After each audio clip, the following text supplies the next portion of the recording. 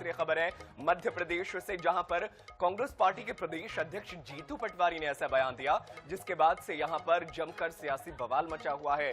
दरअसल महिलाओं को लेकर के उनका जो बयान सामने आया है उसने सबको हैरान कर दिया है और बीजेपी को कांग्रेस पर हमला करने का मौका भी दे दिया है। दरअसल जीतू पटवारी जो है वो महिलाओं को लेकर के ऐसा बयान दे रहे हैं जिसकी वजह से अब जो है मामला फंसता हुआ नजर आ रहा है। दरअसल पीसीसी चीफ जीतू पटवारी ने प्रदेश सरकार पर गंभीर आरोप लगाते हुए कहा कि प्रदेश में शराब और नशे का कारोबार तेजी से बढ़ रहा है और सरकार इसे रोकने के लिए गंभीर नहीं है।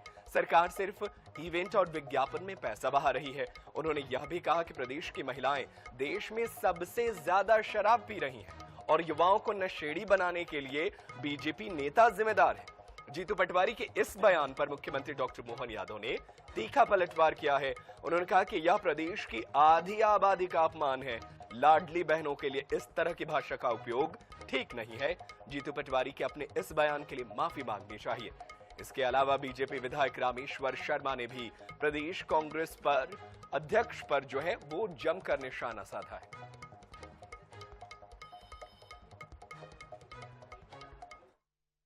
हमारे मुख्यमंत्री ने कभी प्रयास नहीं किया पिछले 2 साल में कि मध्य प्रदेश को कर्ज से मुक्ति के लिए कोई प्रयास करें क्या।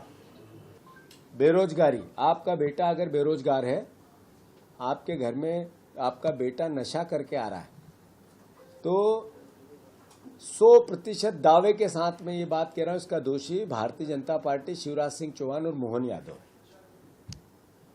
प्रदेशवासियों, हमें तमगा मिला है मध्य प्रदेश को कि महिलाएं सबसे ज्यादा शराब पूरे देश में कहीं पीती है तो मध्य प्रदेश की पीती है। ये मध्य प्रदेश का समृद्ध मध्य प्रदेश का सपना देखने वाली बीजेपी ने हालात कर दिए मध्य प्रदेश के। हमारी बहनें नशा करने लगी, बेटियां नशा करने लगी, लाडली बहनाओं के नाम पर वोट ले लिए और बहनें सबसे ज्यादा नशा करती है देश में, मध्य प्रदेश में।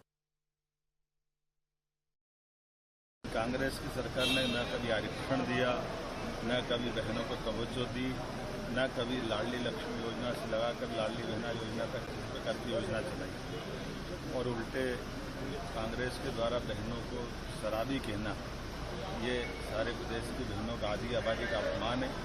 मैं समझता हूँ कांग्रेस अध्यक्ष को माफी मांगना चाहिए। ये इस तरह की भाषा और ये बातें लाडली बहनों के लिए, खासकर आज तो हरियाली का तीज, ऐसे में इस तरह की बात बोलना दुर्भाग्यपूर्ण है। देखिए, कांग्रेस के प्रदेश अध्यक्ष श्रीमान जीतू पटवारी जी से मैं हाथ जोड़ के प्रार्थना करूंगा कि पहले भी आप महिलाओं का अपमान कर चुके, उनके बारे में भद्दी टिप्पणी आपने पहले भी की है जिसके लिए आपने माफी मांगी। हाल ही में आप राहुल गांधी जी से मिलकर आए हो तो इसलिए स्वाभाविक रूप से है कि आपका विचार बदल गया है। लेकिन आज संपूर्ण भारतवर्ष में, संपूर्ण मध्य प्रदेश में भारत की बेटियां, भारत की माताएं, बहनें हरतालिका तीज मना रही हैं, वो प्रार्थना कर रही हैं देवी से और निर्जला है आज व्रत किए हुए। ऐसे समय पर मध्य प्रदेश की 9 करोड़ आबादी में से 4 करोड़ बहन बेटियां हैं। इन बहन बेटियों को सार्वजनिक तौर पर अपमानित करने का काम श्रीमान जीतू पटवारी जी आपने किया है। पटवारी जी, आपको माफी मांगनी पड़ेगी। और चलिए इसी खबर पर चर्चा करने के लिए हमारे साथ कांग्रेस के प्रवक्ता धर्मेंद्र शर्मा फोनलाइन पर मौजूद हैं। धर्मेंद्र जी, आपके सिपह सालार जो है कैरेक्टर सर्टिफिकेट बांट रहे महिलाओं को, कौन शराब पीता है कौन शराब नहीं पीता है, ये आपके प्रवक्ता तय करेंगे, आपके प्रदेश अध्यक्ष तय करेंगे? देखिए, भारतीय जनता पार्टी के बेशर्म नेताओं को सबसे पहले मध्य प्रदेश की माताएं बहनों से माफी मांगनी है।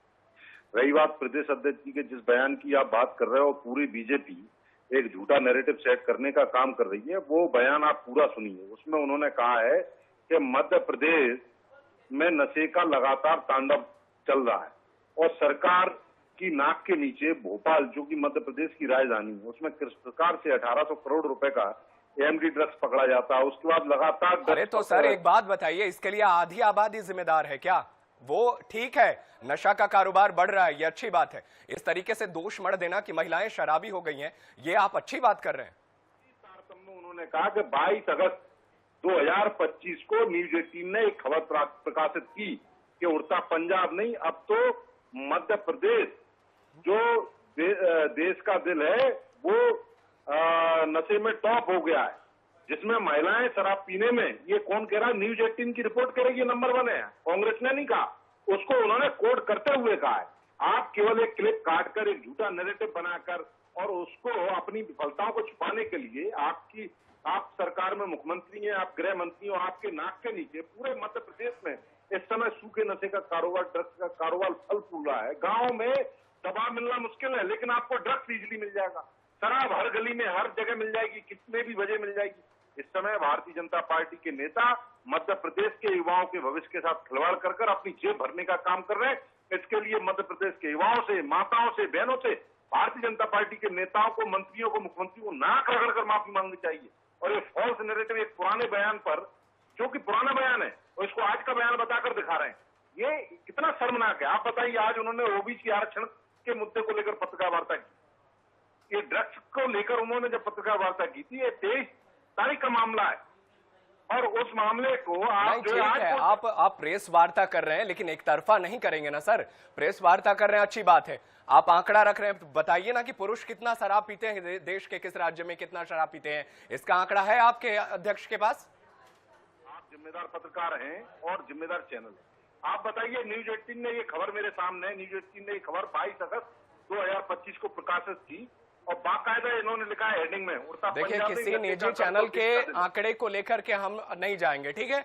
और निजी कोर्ट आंकड़ा है, वो करके उनका अपना आंकड़ा है, लेकिन पर्टिकुलर महिला समाज को शराबी बताना शर्मनाक है ना सर।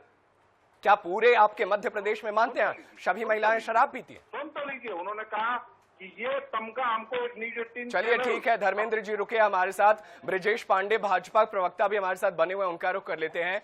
ब्रिजेश जी, आपकी सरकार कहीं ना कहीं नाकाम रही है, तभी तो राज्य में लगातार ड्रग्स पकड़े जा रहे हैं, शराब के मामले बढ़ते जा रहे हैं। देखिए, बहुत स्पष्ट बात है, कांग्रेस पार्टी और कांग्रेस पार्टी के तथाकथित अध्यक्ष पूरी तरह से मानसिक रूप से दिवालियेपन की कगार पे पहुंच चुके हैं। जनता ने तो उन्होंने पूरी तरह से खारिज ही करके रखा है। अब प्रदेश की 50% महिलाओं के ऊपर उन्होंने जिस तरह से कुठाराघात वाली बातें किया है, ये इसकी न सिर्फ भर्त्सना करता हूं मैं, बल्कि इसकी कड़ी शब्दों में निंदा करता हूं। महत्वपूर्ण बात यह है कि कभी कांग्रेस पार्टी के नेता कहते हैं कि लाडली बहनों को जो है तो हम बोरे में बंद करके उनकी पिटाई करेंगे, कभी ये बयान देते हैं आकर के जीतू पटवारी की मध्य प्रदेश में 50% महिलाएं जो है तो वो शराब का सेवन करती हैं। अरे हद नहीं यार, कब तक झूठे आंकड़े देंगे? और किसी चैनल में छपी रिपोर्ट जो होती है वो हिंदू तरफ गुप्ता नहीं हो जाती है कि आपने कह दिया तो सुप्रीम कोर्ट के चीफ जस्टिस का फैसला हो गया। इसलिए कांग्रेस पार्टी के नेता को, जीतू पटवारी को, राहुल गांधी को इसके लिए माफी मांगना चाहिए। और मैं समझता हूँ आज जब तीज का व्रत पूरे मध्य प्रदेश देश की महिलाएं रख रही हैं, इस तरह की बातें करना ये इनकी मानसिकता को दर्शाता है, और लगता है कि ये महिलाओं को बदनाम करने के लिए इन्होंने झूठे आंकड़ों का। अरे ठीक है सर, निंदा कब तक करिएगा?